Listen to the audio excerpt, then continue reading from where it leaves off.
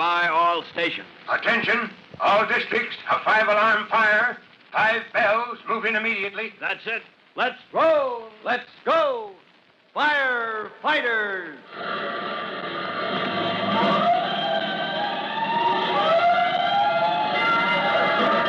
Presenting Firefighters, the true-to-life story of our unsung heroes who stand ready to ride by day or night against our most murderous enemy, the demon of fire.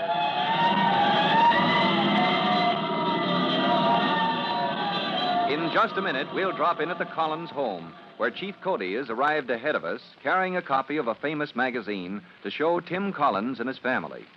But before we visit the Collinses, here's something you should hear.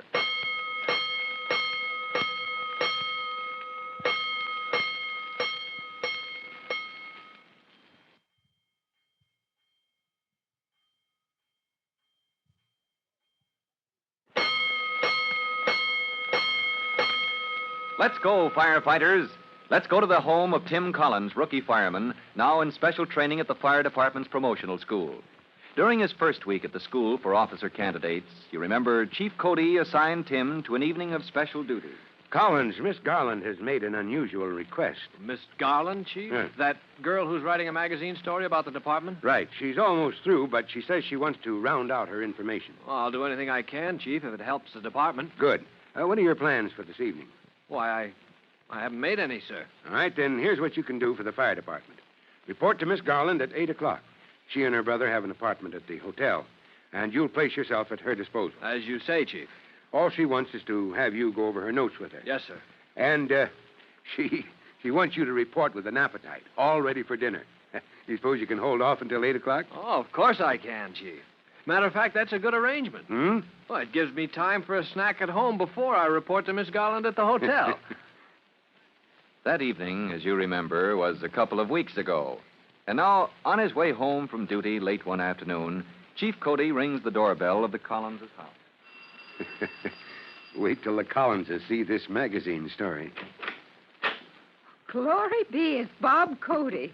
We haven't seen you for so long, Chief, I thought you'd forgotten us. Now, is that likely, Mrs. Collins? You know better than that. Well, you know you've been neglecting us. Come right here. Well, just for a minute, ma'am. My driver can wait. I'll be right out, Vito. I'm on my way home, Mrs. Collins. Home? You mean you're on your way to eat in some restaurant? Tim, Jimmy, it's Chief Cody. Huh? Oh, Chief Cody, what's up, sir? Now, don't rush me.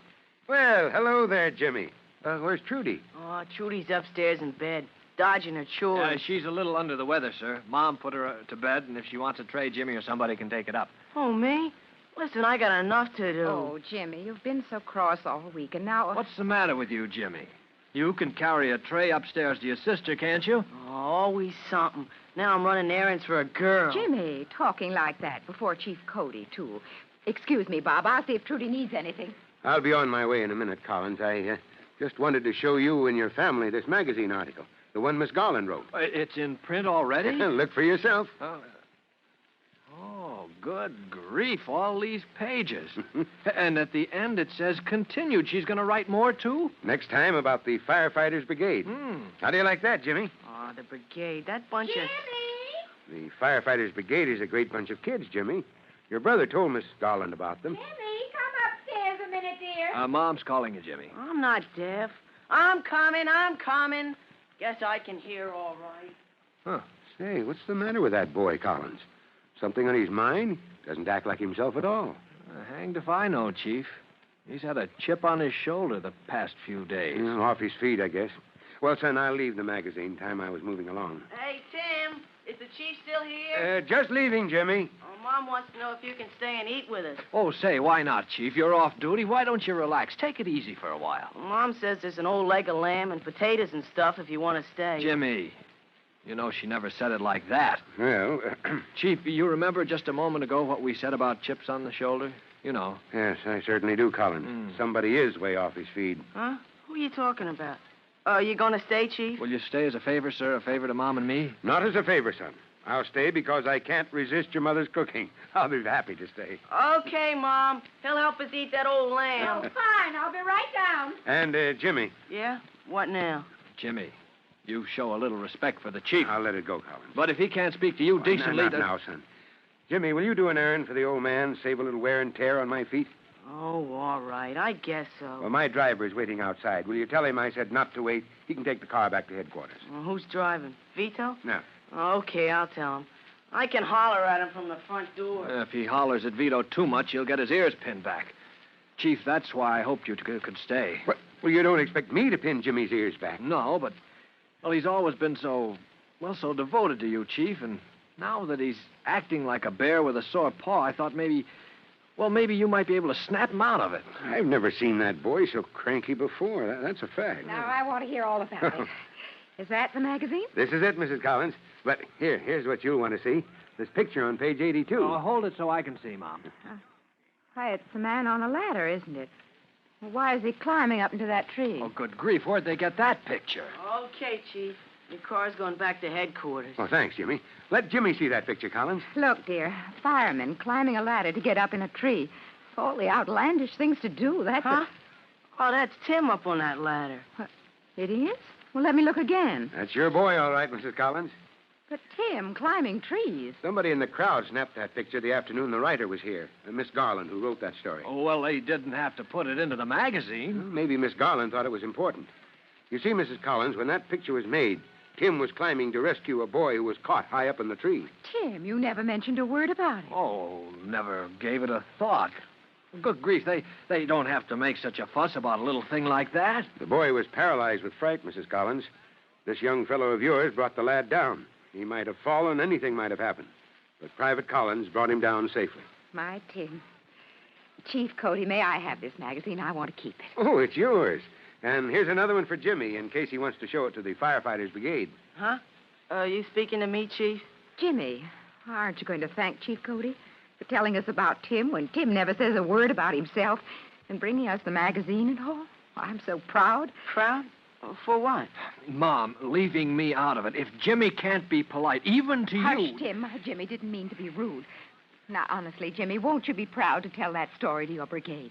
Story? Oh, well, Mom, I tell you, I just wasn't listening. Oh. Jimmy. Mom, Chief Cody, I'm sorry, but now, I'm... hush, Tim, please. I won't have any... Chief Cody, thank you for telling me about Tim. And I'd better see if everything's ready for the table. Well, please excuse me. I'll be right back. Hey, Mom. Mom, I'm sorry. Yeah, well, Jimmy, you did it. You made Mom cry. Oh, no, I don't want to do that. Well, you've been trying hard enough all week. Hold it, Collins. I thought I'd take a stroll down to the corner and get some ice cream for dessert, and Jimmy could come along and tell me what flavor to buy and keep me company. That's all right, isn't it, if Jimmy and I take a stroll together? Well, sure. I get it, Chief. I'll stay here and help Mom in the kitchen. Well, then come along, Jimmy. We'll get the ice cream. And thanks, Chief. Maybe that stroll is just what's needed. I'll tell Mom where you're going. As Chief Cody and Jimmy walk down to the corner store for ice cream, Tim's young brother is more like himself. But the chief knows he has some kind of trouble on his mind. Something's bothering you, Jimmy. I know. We've been pals for a long time, and I can tell. Oh, gee, it's nothing important, I guess. Not enough to get Mom upset about it anyway, the way I did. From something you said, I wonder if it's the Firefighters Brigade. Huh? Well, golly, how did you know? Is it the brigade, Jimmy? Yeah. Yeah, it is. Now you're getting me all upset. Well, I think I'm gonna get out of the brigade. What's that? I couldn't quite hear that. Oh, I'm gonna get out of the brigade, I said. Well, here's the ice cream place, and please, Chief Cody, I don't want to talk about it anymore. All right, let's go inside. Huh? I'll wait outside for you, Chief Cody. Well, now what? Nothing. I just don't want to go inside. Who's in there? Who's that you're glaring at through the window? Oh, nobody much. Isn't that young Williams, Whitey Williams? I guess it is.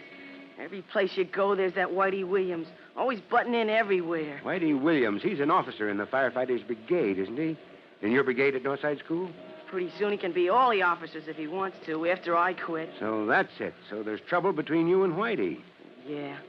Well, and between us, we're making a wreck out of our brigade. Jimmy, I'm going to look into this.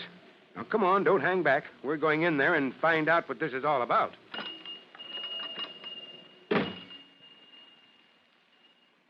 So Chief Cody is about to find out why Jimmy Collins has been so hard to get along with all week.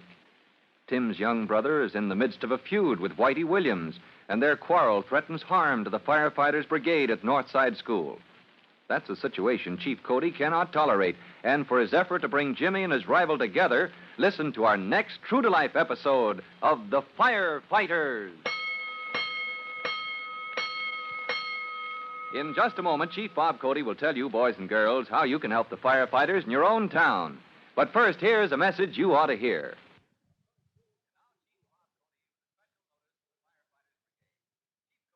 And now, Chief Bob Cody with a special notice for the Firefighters Brigade. Chief Cody. Hello, boys and girls. This is your friend, Chief Cody. And here's the next item on our list of leading causes of fire. Ready? All right, write it down. Storage in lockers and cupboards. Now, of course, we keep things in places like that. That's what they're for. But here's the danger. Sometimes we store cleaning cloths that have been soaked with oil, or work clothes crusted with paint or grease, and soon fire can start from spontaneous ignition. Heat builds up, fire starts, and we're in trouble. So check up on that fire hazard. Careless use of lockers and cupboards for storage. Well, that's all, and goodbye for now. Fire Chief Cody and the young rookie fireman Tim Collins will be back on the same station the next time you hear...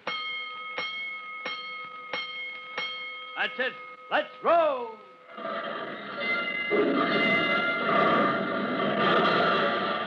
Let's go! Firefighters! Firefighters is a copyrighted feature of William F. Holland Productions.